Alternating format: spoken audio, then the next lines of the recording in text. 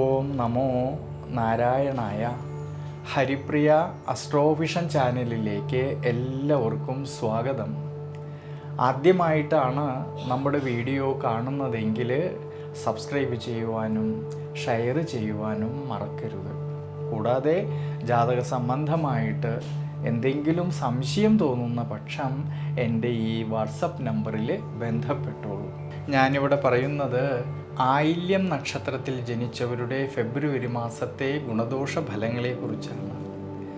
കർക്കിടകം രാശിയിൽ ജനിച്ചവരായിട്ടുള്ള ആയില്യം നക്ഷത്രക്കാരിൽ ഈ ഫെബ്രുവരി മാസത്തിൽ അവരുടെ ദൈനംദിന ജീവിതത്തിലും ആരോഗ്യ പരിപാലനത്തിലും ജീവിത അനുഷ്ഠാനങ്ങളിലും യാത്രകളിലും ഡ്രൈവിങ്ങിലും എല്ലാം തന്നെ കൂടുതലും ശ്രദ്ധ വേണ്ടുന്നതായിട്ടൊരു സമയമാണ്.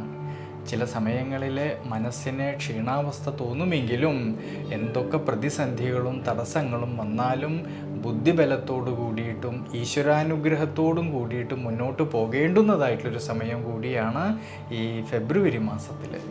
ധനപരമായിട്ടും കുടുംബപരമായിട്ടും ചിന്തിക്കുമ്പോഴാണെങ്കിൽ 11ാം ഭാവമായിട്ടുള്ള ലാഭസ്ഥാനത്ത് ഭാഗ്യാധിപനായിരിക്കുന്ന സർവീശ്വരകാരകനായിട്ടുള്ള വ്യാഴം നിൽക്കുന്നത് കൊണ്ടും 11ാം ഭാവാധിപതിയായിട്ടുള്ള ശുക്രനാണെങ്കിലോ ഭാഗ്യസ്ഥാനത്ത് ഉച്ചബലത്തോടു കൂടിയിട്ട് നിൽക്കുന്നത് കൊണ്ടും ധനപരമായിട്ടും കുടുംബപരമായിട്ടും കുടുംബ ബന്ധങ്ങളിലും എല്ലാം തന്നെ വളരെയധികം അനുകൂല സ്ഥിതി കാണുന്നതായിട്ടുള്ളൊരു സമയമാണ്. എന്നാൽ ശ്രദ്ധിക്കേണ്ടുന്നതായിട്ടുള്ളൊരു കാര്യം, ഫെബ്രുവരി മാസം 13ാം തീയതിക്ക് ശേഷം 2ാം ഭാവാധിപതിനായിരിക്കുന്ന സൂര്യനാണെങ്കിൽ അഷ്ടമഭാവത്തിലേക്ക് വരുന്നതും ഈ അഷ്ടമഭാവത്തിൽ നിന്നുകൊണ്ട് ഈ സൂര്യൻ 2ാം ഭാവമായിട്ടുള്ള ധനസ്ഥാനത്തേക്ക് നോക്കുന്നത് കൊണ്ട് ചില സമയങ്ങളിൽ അപ്രതീക്ഷിതമായിട്ട് വരുന്നതായ പണച്ചിലവിന് സാധ്യത കാണുന്നത് കൊണ്ട് സാമ്പത്തിക സ്ഥിതിയിൽ ചാഞ്ചാട്ടം വരാതെ നോക്കേണ്ടുന്നതായിട്ടുള്ളൊരു സമയമാണ്.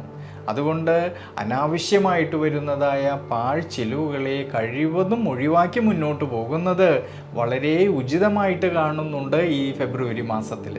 7ാം ഭാവാധിപതിയായിരിക്കുന്ന ശനീശ്വരനാണെങ്കിൽ അഷ്ടമഭാവസ്ഥിതി കാണുന്നത് കൊണ്ട് ഭാര്യാഭർത്തൃ ബന്ധങ്ങളിലായാലും പരസ്പരം കാര്യങ്ങളെയെല്ലാം മനസ്സിലാക്കിക്കൊണ്ട് മുന്നോട്ട് പോകേണ്ടുന്നതായിട്ടുള്ളൊരു സമയമാണ്.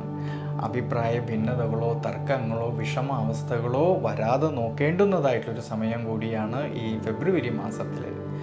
5ാം ഭാവാധിപതിയായിരിക്കുന്ന ചൊവ്വയാണെങ്കിൽ 12ാം ഭാവമായിട്ടുള്ള ദുരിതസ്ഥാനത്ത് നിൽക്കുന്നത് കൊണ്ടും ഫെബ്രുവരി മാസം 11ാം തീയതിക്ക് മുതൽ വിദ്യാമാതുലകാരകനായിരിക്കുന്ന ബുധനാണെങ്കിൽ അഷ്ടമഭാവസ്ഥിതി വരുന്നത് കൊണ്ട് വിദ്യാർത്ഥികളിലെ പഠന സംബന്ധമായിട്ട് കൂടുതലും ശ്രദ്ധ വേണ്ടുന്നതായിട്ടുള്ളൊരു സമയമാണ്.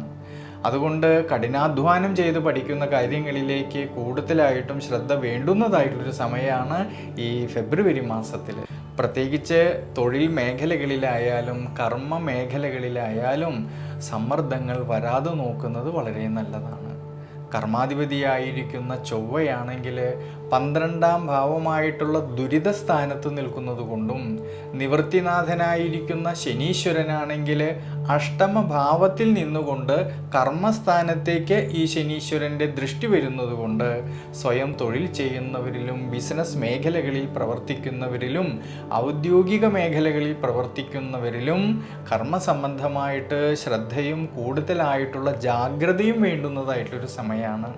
പ്രത്യേകിച്ച് കർമ്മസംബന്ധമായിട്ട് മേലധികാരികളിൽ നിന്നോ തൻ്റെ കൂടെ നിൽക്കുന്ന സഹായികളിൽ നിന്നോ അഭിപ്രായ ഭിന്നതകളോ തർക്കങ്ങളോ വരാതെ നോക്കുന്നതും ഈ സമയത്ത് വളരെ നല്ലതാണ്. പ്രത്യേകിച്ച് കൃത്യനിഷ്ഠയോട് കൂടിയിട്ട് കാര്യങ്ങളെയെല്ലാം നോക്കിക്കണ്ട് പ്രവർത്തിക്കേണ്ടുന്നതായിട്ടൊരു സമയം കൂടിയാണ് ഈ ഫെബ്രുവരി മാസത്തിൽ.